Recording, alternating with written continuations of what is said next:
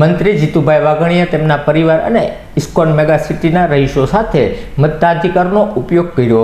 મંત્રી જીતુભાઈ વાઘાણીએ તેમના માતુશ્રી, તેમના ધર્મપત્ની અને ઇસ્કોન સિટીના પરિવાર સાથે વાતે ગતે મતદાન કરવા પહોંચ્યા હતા, જ્યાં જીતુભાઈ વાઘાણી અને તેમના પરિવારજનો અને સાથે આવેલા રહીશોએ મતાધિકારનો ઉપયોગ કર્યો હતો।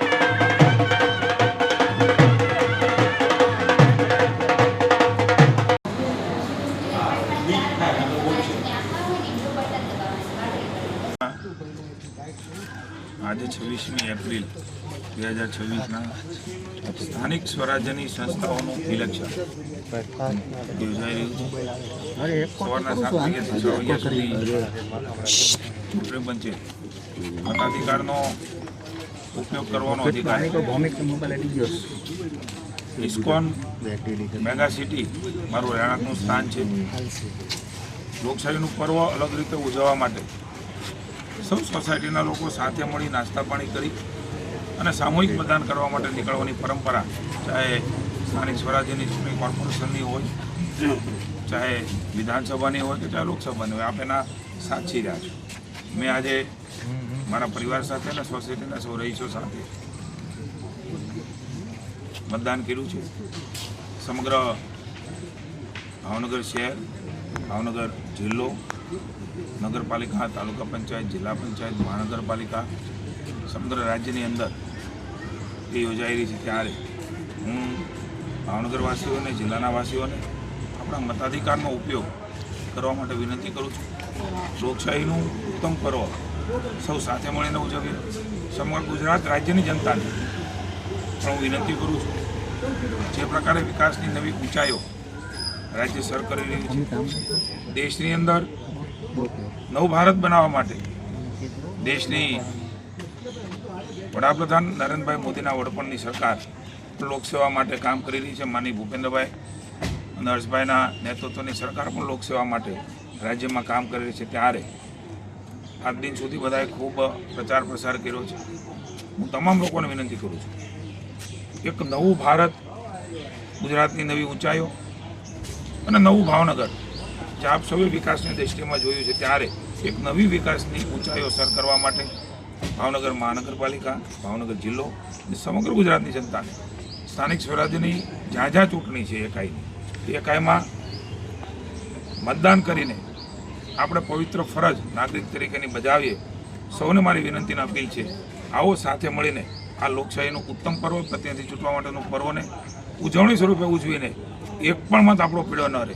આપણા પરિવારનો, આપણા સગાવાલાનો, સોસાયટીનો સૌ સાથે મળીને આ મતાધિકારનો ઉપયોગ કરીને અવશ્ય મતદાન કરીએ. જીતુભાઈ, અનેક યુવાઓ એવા છે કે જે પ્રથમ વખત મતદાન કરશે, તેને શું કહેવું?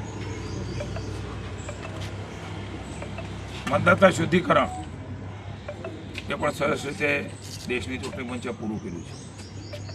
ચુસ્ત દુરસ્ત રીતે વ્યવસ્થાઓ પણ વહીવટીતંત્ર અને ચૂંટણી તંત્ર કર્યું છે. ત્યારે ફેર ઇલેક્શન થાય એના તરફેણની ચૂંટણી મતની જે વ્યવસ્થાઓ, સૌને શાંતિથી મત આપી અને ખાસ કરીને નવયુવાનો જે પહેલી વખત મતદાતા તરીકે આ ભારતની નવી દિશા અને નવી રાહ એમના મતથી મળવાનો છે, આપણા સૌના મતથી મળવાનો છે. ત્યારે સૌ નવા એવા મતદાતાઓને પહેલી વખત મતદાન કરી રહ્યા છે એમને પણ વિનંતી છે, આપણા જીવનમાં સૌથી પહેલો મોકો એ મતાધિકારનો ઉપયોગનો છે.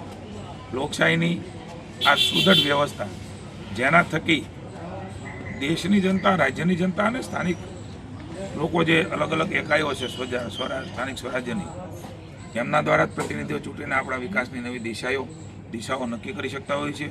આ અધિકાર એ તમને વહીવટીતંત્રમાં પ્રતિનિધિઓ મૂકીને લોકોની સુખાકારી માટેના કામમાં ઉપયોગી થવાની છે. ત્યારે નવા મતદાતા હોય, અગાઉ કરેલું હોય, બીજી ત્રીજી વાર કરતા હોય, વડીલ હોય, યુવાન હોય, બહેન હોય, મને આનંદ છે કે ભાવનગરની અંદર ઉત્સાહભેર મતદાન થઈ રહ્યું છે, રાજ્યમાં ઉત્સાહભેર મતદાન થઈ રહ્યું છે. ત્યારે સૌ યુવા મતદારોને મારી વિનંતી, સૌ સાથે મળીને લોકશાહીનું પર્વ મતદાન કરીને ઉજવીએ.